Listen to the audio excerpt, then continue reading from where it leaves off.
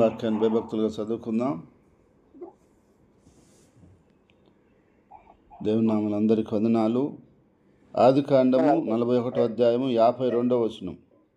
తర్వాత అతడు నాకు బాధ కలిగిన దేశమందు దేవుడు నన్ను అభివృద్ధి పొందించునని చెప్పి రెండో వానికి ఎఫ్రాయిము అని పేరు పెట్టెను. ఇక్కడ యోసేపు జీవితాన్ని గురించి ఆయన ఈ మాట చెప్తా ఉన్నాడు. యోసేపు ఐగుప్తు దేశంలోకి ఒక బానిసగా తీసుకురాబడ్డాడు.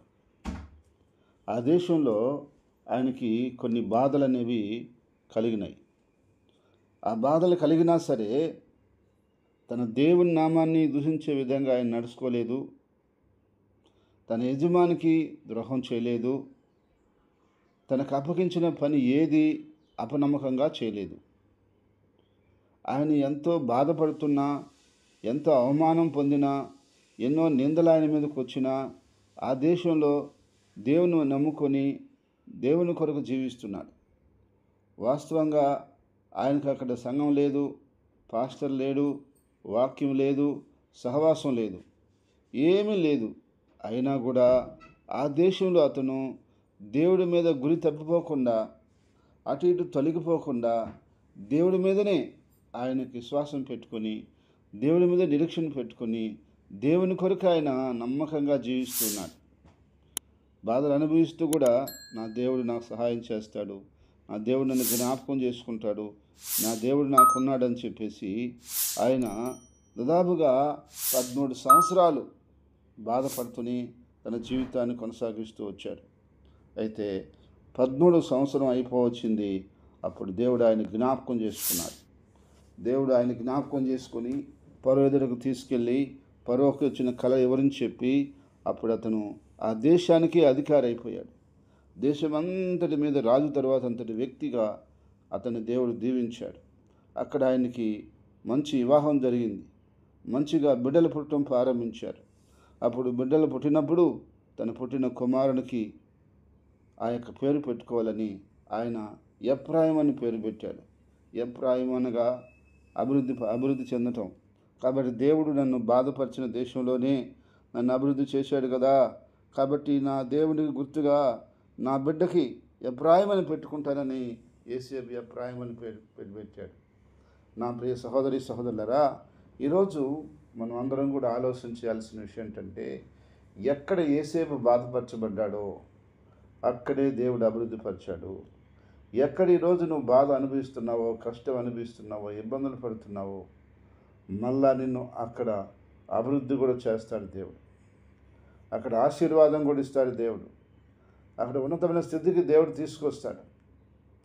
ఏ ఐగుప్తులో అయితే ఆయన బానిసగా వచ్చాడో, ఏ ఐగుప్తులో అయితే నిందల అవమానాలు భరించాడో, ఏ ఐగుప్తులో అయితే బాధలు ఆయన భరించుకుంటూ వచ్చాడో, ఆ ఐగుప్తులోని అందరి ఎదుట దేవుడు ఆయన హెచ్చించాడు, ఆశీర్వదించాడు, బలపరిచాడు, అన్ని విధాలుగా ఆయన కృపనిచ్చాడు. కాబట్టి నా ప్రియ సహోదరి సహోదరులారా, ఈరోజు దేవుడు నిన్ను నన్ను కూడా చూస్తూ ఉన్నాడు. నువ్వు అనుకోవచ్చు, నా బాధలు, నా కష్టాలు, నా ఇబ్బందులు దేవుడు మర్చిపోయాడా, దేవుడు లేడా, దేవుడు సహాయం చేయడా, నన్ను ఎట్టే వదిలేస్తాడా అనుకోవచ్చు. అట్లా ఏమి జరగదు. దేవుడు అలా ఎవరిని వదిలేయడు. ఏ ఒక్క మానవుని కూడా వదిలేసేవాడు కాదు. నువ్వు గురి తప్పిపోకుండా, దేవుణ్ణి మర్చిపోకుండా, నువ్వు భయంతో భక్తితో ఆయన సన్నిధిలో జీవిస్తూ ఉంటే తప్పకుండా యోసేపుని జ్ఞాపకం చేసుకున్న దేవుడు నిన్ను కూడా జ్ఞాపకం చేసుకుంటాడు. యోసేపుని అభివృద్ధిపరిచిన దేవుడు నిన్ను కూడా అభివృద్ధిపరుస్తాడు. యోసేపు ఎంత అట్టడుగమైన స్థాయిలో ఉన్నాడో అంత ఒక ఉన్నతమైన స్థాయిలోకి పైకి తీసుకొచ్చాడు. ఈరోజు దేవుడు నువ్వు ఎంత అట్టడుగమైన స్థాయిలో ఉన్నావో అంత ఉన్నతమైన స్థాయికి తీసుకురాగలిగిన దేవుడు ఆయన. కాబట్టి మన యొక్క జీవితంలో దేవుడు మనల్ని అభివృద్ధి పరిచేవాడే కానీ నష్టపరిచేవాడు కాదు, నాశనం చేసేవాడు కాదు.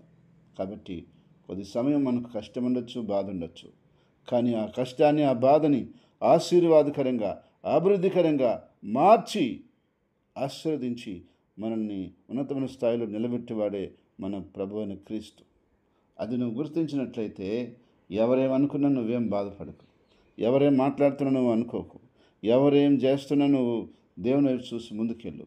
దేవుడు ఖచ్చితంగా నేను ఆస్వాదించిన రోజు వాళ్ళందరూ కూడా నిదుట తల వంచకు తప్పదు.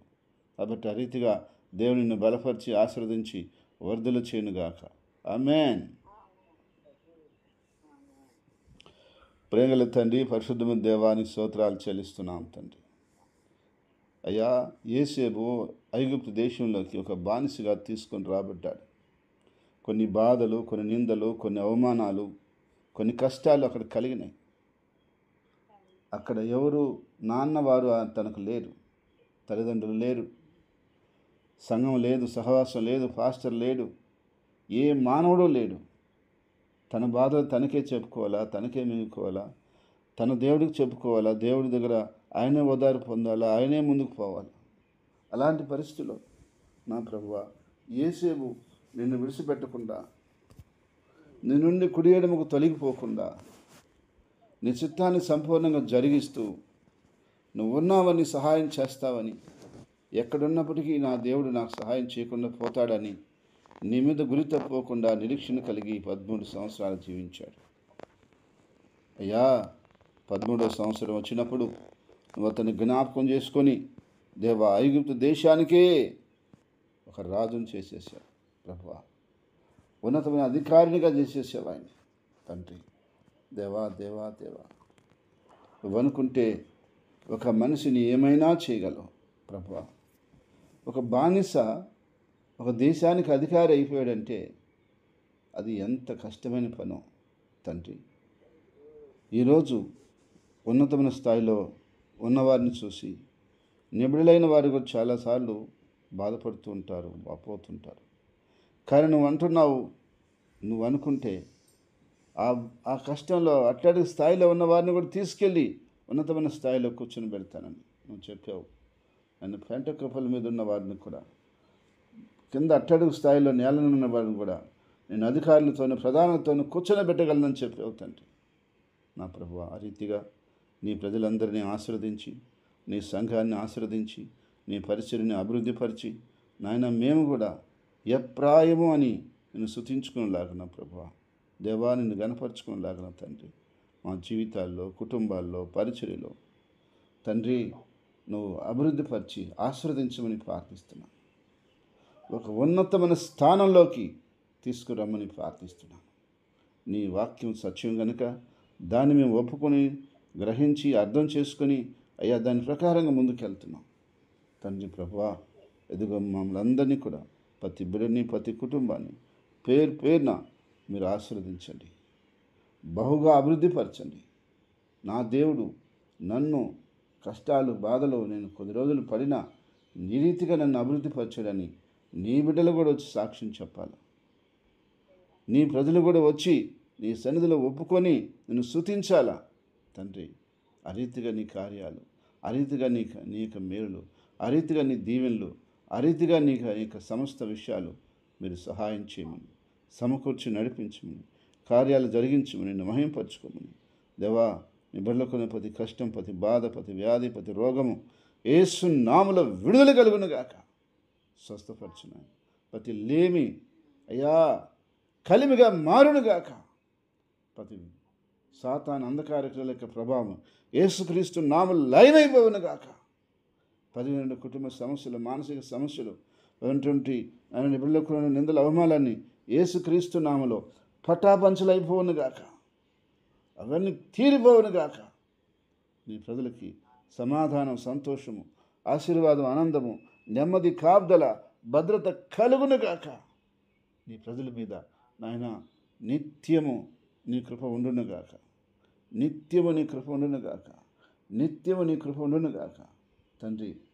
నీ కాపుదల, భద్రత ప్రతి స్థలంలో, ప్రతి ప్రయాణంలో, ప్రతి చోట చిన్నలకి, పెద్దలకి, వృద్ధులకి అందరికీ ఉండి కాపాడునుగాక. నా తండ్రి, దినమంతయు మీరు మాకు నడిపించమని ప్రార్థిస్తున్నాం. గత 2-3 రోజులుగా వర్షములు, ఏ పనికి బయటికి వెళ్ళటానికి లేదు, ఏ పని చేయటానికి లేదు. అందరూ ఇళ్లలోనే, పనులు లేక, ఉద్యోగాలు లేక, వ్యాపారాలు లేక, ఏ కార్యక్రమాలు చేయలేక బిడ్డలు ఇబ్బంది పడ్డారు. అయినప్పటికీ ఆ వర్షం అంతా మీరు తీసేశారు. తుఫాను అయిపోయింది. అంతా మిమ్మల్ని అందరినీ తుఫాన్లో వర్షంలో కాసి కాపాడి పోషించి సంరక్షించారు. అయితే దినం అన్ని పనుల్లోనూ తోడు నడిపించి ఆశీర్వదించి కాపాడమని యేసుక్రీస్తు నామమున ప్రార్థిస్తున్నాను తండ్రి. ఆమేన్.